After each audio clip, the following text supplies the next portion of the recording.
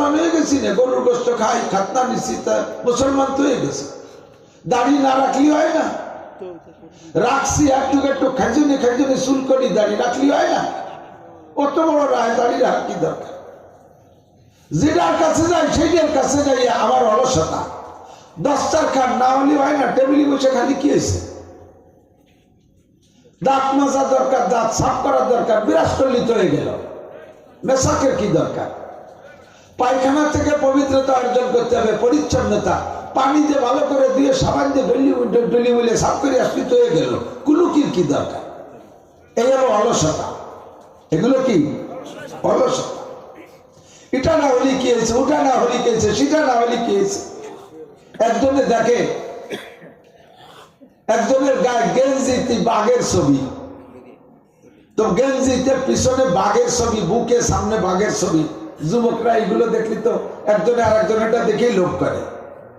তো ওরও খুব শখ হয়েছে, তো একজন আর্টিস্টে নিয়েছে, দোস্ত ও তো গেঞ্জিতে বাঘের ছবি আঁকছে, তুই আমার ফিটি বাঘের ছবি এঁকে দিবি, রং দিয়ে পারবি?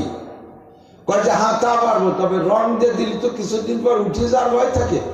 স্থায়ী ভাবে বাঘের ছবি আঁকার একটা ব্যবস্থা আছে, তা কোনোদিন নষ্ট হবে না। কয় সেটা কি?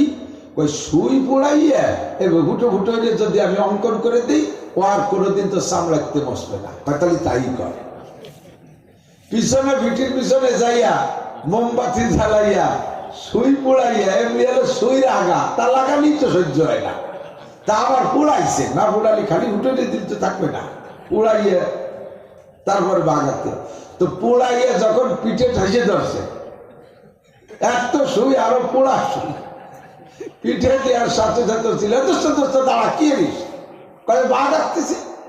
বাঘের কি আঁকিস? কয়ে যে প্রথম ল্যাজ আঁকতে শুরু হয়েছি। ল্যাজ বাদ দিয়ে বাঘ হয় না, কারণ ল্যাজ আঁকতে কিন্তু ব্যথা উঠতেছে। কয়েকটা ল্যাজ বাদ দিলি বাঘ হয়তো ব্যথা হয়েছে, তাহলে তুমি যদি কম বাঘ দিলি হয় তাহলে বাঘ ল্যাজ বাঘ।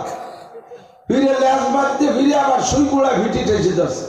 আমার ছিল দোস্ত কি আনিস কি আনিস? কয়েকটা বাঘ আঁকতেছি। বাঘের কি আঁকিস? কয় ঠ্যাং আঁকতেছি। ঠ্যাং ছাড়া বাঘ হয় না। কয় যদি কতালি হয় তা বাঘ ঠ্যাং দিস না, ঠ্যাং বাঘ দেয়। এইভাবে যে জায়গায় সুই লাগায় সেই জায়গায় ব্যথা করে, আর সেইটা বাদ দিয়ে বাঘ, লাস্টে কি বাঘ হবে? কতক্ষণ হবে? ইসলামের এটা না হলে হয়, ওটা না হলে হয়, এটা না হলে কি হয়েছে, ওটা না হলে কি হয়েছে, এই করতে করতে লাস্টে ইসলামই থাকবে না। ঠিক না? ইসলাম তো হাতে গোনা 3-4টে জিনিসের নাম না। অমুসলমানদের ইবাদত 12 মাসে 13 পুজো। সকালবেলা ঘুমতে উঠে মহিলারা গোবরের ভিতরে, গরুস্থানের ভিতরে গোবর চটকাইয়া সারা বাড়ি করে ছিটাই দিলি, বাড়িটা পাক হয়ে গেল। সাতক্ষীরে গেছিলাম এক মাহফিলে, ওই সাতক্ষীরা অঞ্চলে অনেক নবমুসলিম।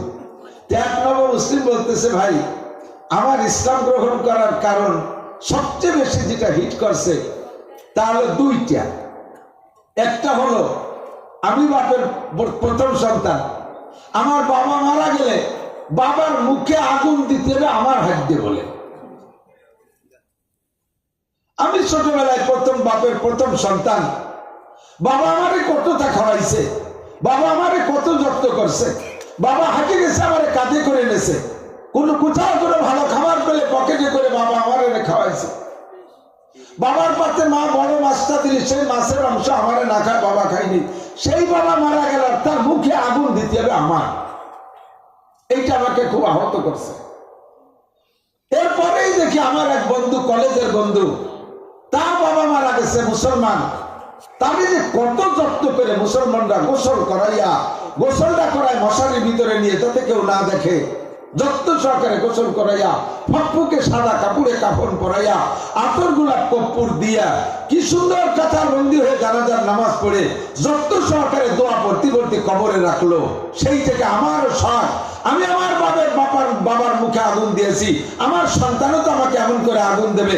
আমি দুনিয়ার থেকে আগুনে পড়তে পড়তে যাইতে পারবো না, আমি কবরে যাব সম্মানের সাথে, আর ওই সম্মানের সাথে মালিকের সামনে উঠতে হবে। আমি সেই থেকে সিদ্ধান্ত নিয়েছি আমি ইসলাম গ্রহণ করব।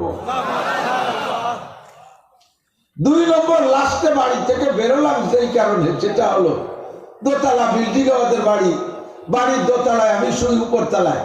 তো জানলা খুলে সকালবেলা ঘুমের থেকে উঠছি, উঠে তো আমরা তো নামাজ কালাম পড়ি না, উঁচু কালামের দাবদারি নেই, জানলা খোলা গরমকাল, নিচের দিক তাকায় দেখি আমার মা গোবরের ভিতরে গরু, এই গোবরের সনার ভিতরে, গরুর সনার ভিতরে গোবর চটকাইছে, চটকাইয়া সারা বাড়ি করে ছিটে দিছে। ছিটাতে ছিটাতে লাস্টে যাই আমাকে বড় এক ভগবান তুলসী গাছ, এই তুলসী গাছের কাছে যখন গেছে ওই সময় আমাদের বাড়ির কালা কুত্তটা যাইয়া তুলসী গাছের ওখানে বগল উচ্চরিয়ে আবু লাখের স্প্রে করে দিয়েছে। ওর ভাষা যা আমি তাই নকল করতেছি, তুলসী গাছটা স্প্রে করে ভিজে ফেলেছে। কুত্তায় তুলসী গাছের আগা গোড়া পেশাব করে দিলে আমার মা গোবরের বালতি রেখে দৌড়াই যাইয়ে ঘরের থেকে কাঁসার থাল নিয়ে আসছে, কাঁসার বড় প্লেট, এই নিয়ে আরো পানি আনছে ঘটিতি করে, আমি ওই তুলসী গাছের উপরে ছিটে দিয়েছে আর নিচে কাঁসার থাল পাইতে ধরছে। পুরো তুলসী গাছের গায়ে কুত্তর যে মুখ পেশাব টুকটায় ধুইয়ে প্লেটে জমা করিয়ে এরপরে আরো পানি মিশিয়ে ঘুটিয়ে ছোট ঘটির মধ্যে রাখছে, রাখিয়ে সেখান থেকে আমাদের ছোট ছোট দেখবেন কাঁসার বাটি কাপ আছে ওদের, এই কাপে করে পুরো বাড়ি করে খাওয়া বেড়াচ্ছে, ভগবানের পেশাব ধরছি। লাস্টে আমি তো দেখতেছি আমারে নিয়েছিলাম, বাবা তাড়াতাড়ি ওঠ, রুজিতি সব দিন সপ্তাহ হয় না, আজকে পাইছি ভগবানের পেশাব। ভগবানটা কারে কয় চিন্তা ক্লাস 3 বা 4 বা 5 পড়ি প্রাইমারিতে, আমার স্কুলের হেডমাস্টার ছিলেন হিন্দু। শুকরের পালেতে বড় এক দাঁতা, যে শুকর ছুটিয়া ও দাল ছাড়া হয়ে বাগানে রয়েছে, তো মূল পাল ধরে নিয়ে চলে গেছে অন্যদিক। কয়েকদিন পরে ওই ছুটোটা বেরোইছে, বেরোইয়া এ বাড়ি ও বাড়ি যাচ্ছে, আর মুসলমান হিন্দু এক সাইডে তারা তাড়া করতেছে, পিটাইতে পিটাইতে লাস্টে নিয়ে এক বাগানের মধ্যে পিটাইয়া মারি আমরা হিন্দুকে কাছে দিছি। যতীন ডাক্তার নামে এক হিন্দু ছিল, তো যতীন ডাক্তারের কাছে দিলে ওই আমাদের হেড স্যার যতীন বাবুর বাড়ি লজিং থাকতো, তো ওনরা ওই শুকরকে কাটে কুটে সুন্দর করে পরান করে খাইয়া পরের দিন হেড স্যার স্কুলে আসছে।